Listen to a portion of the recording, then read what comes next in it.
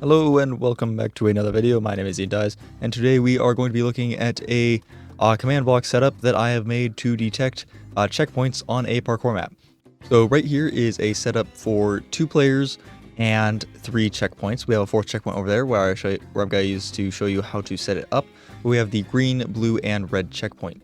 Now first, there is a bit of pre-thing you have to do before this will work, because as you can see, it's not actually doing anything right now.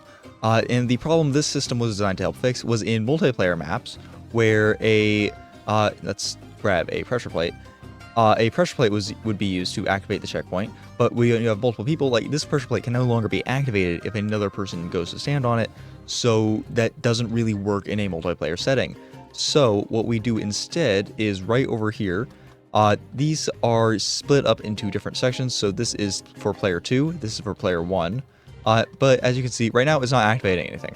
So that's where this circuit over here comes into play. We're just going to ignore what that does for now. For now, just as this works, just assume that for now. We're going to go over it in a second. But this is the automatic player tagger. And what it's going to do is add, basically, it's going to give every player a unique tag. And this is a really useful system that I figured out a while ago. And it took so long to make, but it is very simple. Right now, so let's see, tag, mixed master rate, list, I have no tags. And so it'd be very hard to figure out who I am on any of these. But if we click this, I am now going to have player 1 and tagged. Now, essentially how this works is this one will give me the player 1 tag, and then it will also give me the tag since I now have a tag, so I now have player 1 and tagged. And now this one will give the player 2 tag to a random player that does not have the tagged tag. So if someone's already gotten a tag, they won't get another one. And again, this one's also at R. This one's at A with the tag player 1, so make sure it gets the right one. And at R is just one you can use to select a random player. And as long as you have the so this is for 2 players. If you have, like, say 3 players, you would need 3 of these. Or depends on how many players you have, you need a different number of these. So how this works over here, so again, I now have the player 1 tag, so this will work if I climb up here and step on this. It flashes green, there is now a redstone block there. If I go over here, it switches to blue, switches to green. And as you can see, it can also detect which player it is. Now, how this works is if we go over here, this is the initialization, let's call it. This is the command block that actually gets the process going and detects if there is a player there. So essentially what we have here is an execute command positioned at, so let's say if a player is here, we want to give them a checkpoint. Then we set that block to those coordinates. Remember to use 0.5 since I'll put it in the center of the block instead of that corner.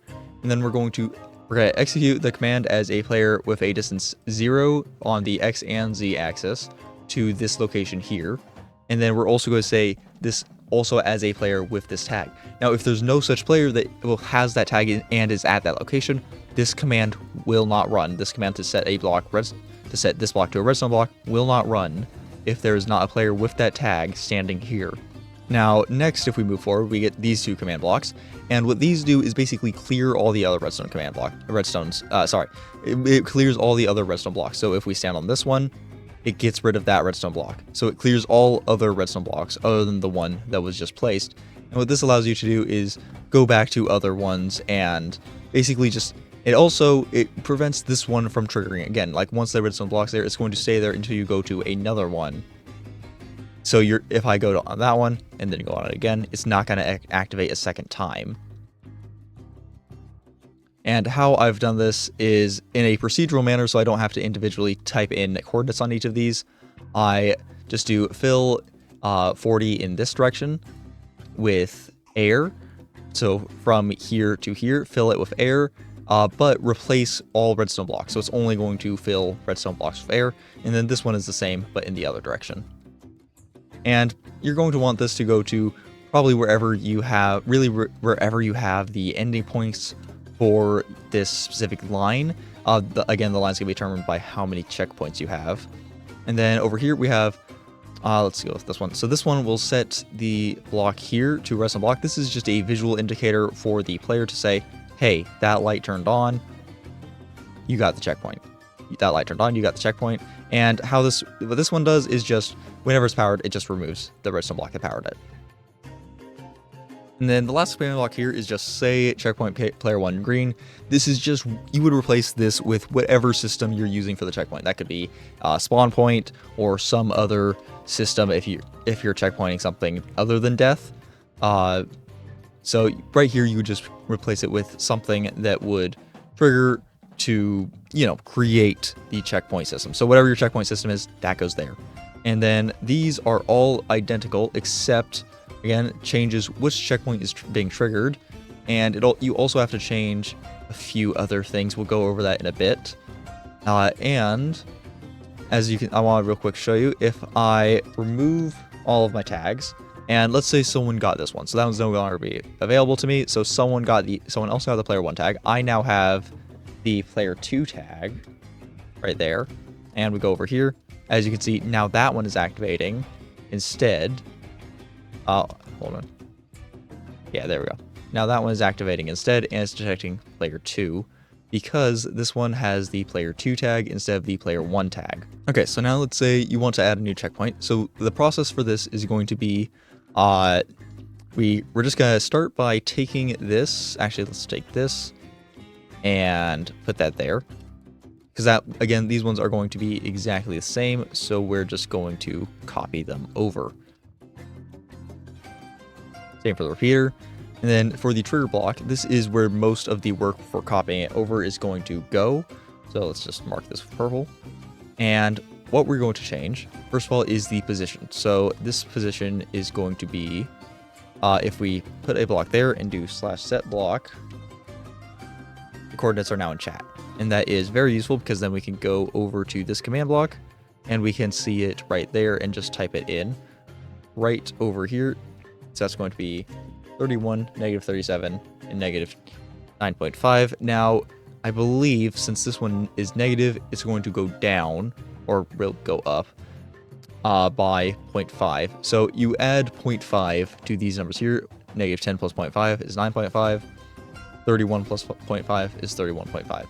And then the other thing you do is change this to be, sorry, wait, nope, that one's just going to be here. So that's going to be, now the reason we can't just do one in that direction is because, again, we're doing this positioned here. So that would put it over there, which is not what we want. For this, we want this to put a redstone block there. So instead, we're going to check how many blocks this way this is. That's 1, 2, 3 blocks in the -z direction, -z being right there towards -z. And so that is going to be 3 blocks -5 on that coordinate, XYZ. That should be correct. Let's just test that to double check. So now if we go over here, we can see that a redstone block has been placed there. Next, this one, we're going to have to grab the coordinates for, this is where we grab the coordinates for this.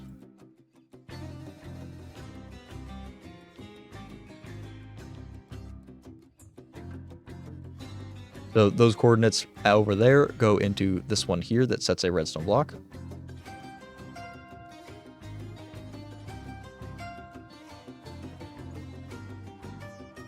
And then we grab the checkpoint response.